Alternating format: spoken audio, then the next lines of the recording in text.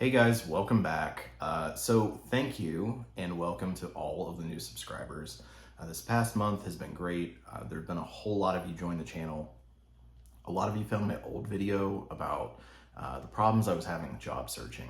And for those of you who have asked, I did eventually find a job. It's been still up and down since then, but I'm in a better position than I was when I made that video all those years ago. But I know that that video resonated with all of you, and I really appreciate that it did and that we found community in that. So welcome to the channel.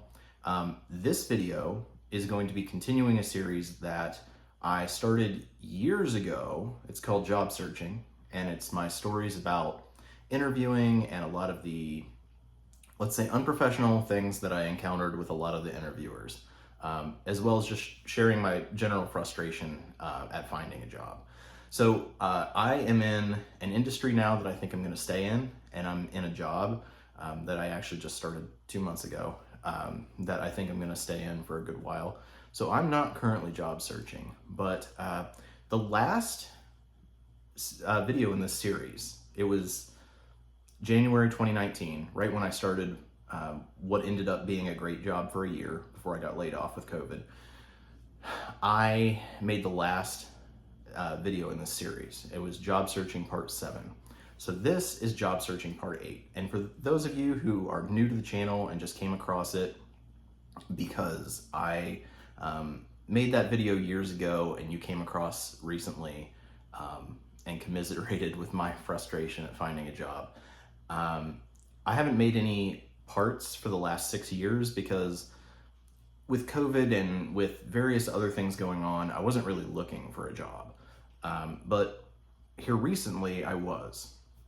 And I actually somehow very quickly found a job, but I didn't get the first job. I had a few interviews and quite a lot of places I applied to. And as a lot of you are experiencing, I had some not stellar experiences with that. So I just wanted to share that again, because I know that it's tough out there. Believe me, I've been through it for years. And so for those of you who came to the channel, subscribed because you saw that I was in the same situation as you. I'm not quite exactly still there, but I was recently. And I'm going to tell you here a couple of those stories. One thing more before we begin, I do want to let you guys know that this is not generally what my channel is about. My channel is just about me, and it's about interesting things that happen just going on in my life that I think other people would care about or find interesting. And it's not always about jobs, it's not always about money. And I totally understand if you thought this was a channel about jobs and that's why you subscribed.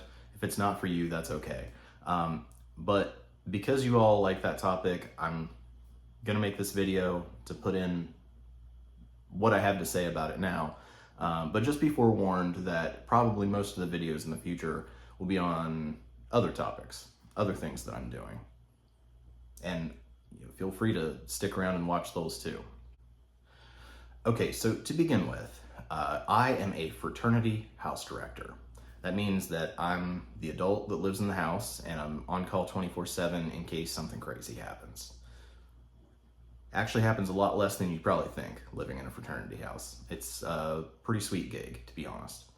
That said, I was in a situation recently where I was working this job for my own fraternity, but it was looking like our lease would not be renewed for the following school year, meaning that there wouldn't be an opportunity for me to have a job next year. And I didn't have anything lined up for summer. My old job didn't pay over the summer. So I was trying to figure out a couple things. And that's why I started applying for jobs. Now, because I'm in this industry and I like this industry and it's lucrative, I wanted to stay in the industry. So I was only applying for other house director jobs. Now that said, Greek house director jobs are pretty much split 50-50 down the middle, fraternities and sororities. Now, there's kind of like a weird thing going on here where it's not uncommon for a woman to be a fraternity house director. It's not common for a man to be a sorority house director. And I mean, clearly there's like some bit of discrimination going on there. And I I guess I was fighting that by also applying to the sorority jobs, but not just doing it as a like a, you know, fighting the power kind of thing. It was a, if I only applied for fraternity jobs, I only had half as many opportunities for jobs. Not to mention the sorority roles, they generally have nicer houses, more benefits, and they generally pay more for inexplicably no reason, but that's just the way it is. They generally pay quite a bit more. So, hey, if I can have a nice house, fewer things broken that I have to get fixed, and get paid more for it, why not? You know? So, and I do want to just say out there, because I know somebody's going to say in the comments, it's like, oh, well, it's because a man can't live in or work at a sorority house. But that's not actually true. Sororities, a lot of them have things called houseboys, who are male employees who live in the house, who work there. They do things like bus tables and stuff like that. So it's not an issue that a man can't live in a fraternity house. I'm not sure exactly what the issue is, but it's not that. So the first story I have to tell you is I had been applying mostly for sorority jobs because those were most of the ones that were posted. There were just a lot more of them than there were fraternity jobs. You will occasionally come across one that specifically says like house mom, or since this is a live-in position, it's female only, or we're only considering female candidates. And those, I mean, when they're posted on, say, like LinkedIn, like that's a clear violation of hiring practices, and I usually report those ads. Not that LinkedIn actually does anything about it, but you know. But most of them just don't say either way, because even if on the back end they're only willing to hire a woman, and I mean, that was suggested to me in some like private Facebook messages from people who were women who were house directors. It's not allowed to be explicitly stated. And there was one in particular that was really bad about this. So there was this one sorority, and they had a position open like an hour away from where I was living. So I applied for it, and I got an email from their board basically saying, this is a sorority, we're only going to hire women. And I was pretty astounded.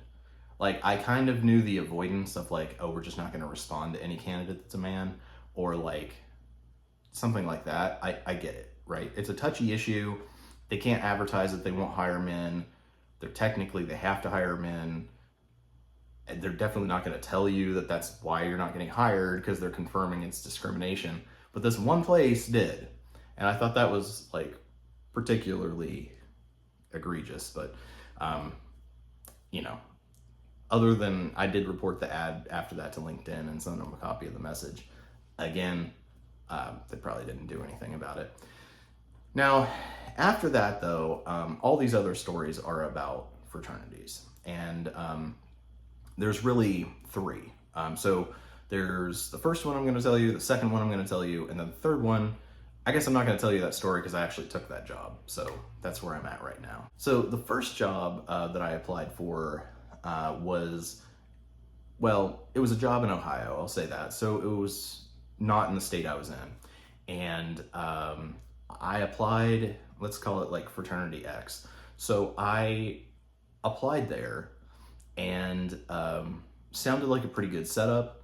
The only thing with them was that they wanted me to start right away. And I had a contract at the end of the school year. See, they advertised it as a job for the following school year, which is why I applied. But then they wanted to hire me, and they wanted me to start right away. They didn't want to give me an opportunity to give notice at the job that I was at, and they didn't want to wait at all. And I'm like, well, I can't start until May. And they were just like, never mind, we'll find somebody else. And I mean, it was like the perfect setup. The way it would have worked out for me, the best town, they wanted to meet me where I was getting paid right now. Everything was great. So I was really bummed out about that. That's the first half of the story. We'll come back to that. In the meantime, I apply at Fraternity Y at the same school. And Fraternity Y, they reach out to me because I was referred by the head of Greek life.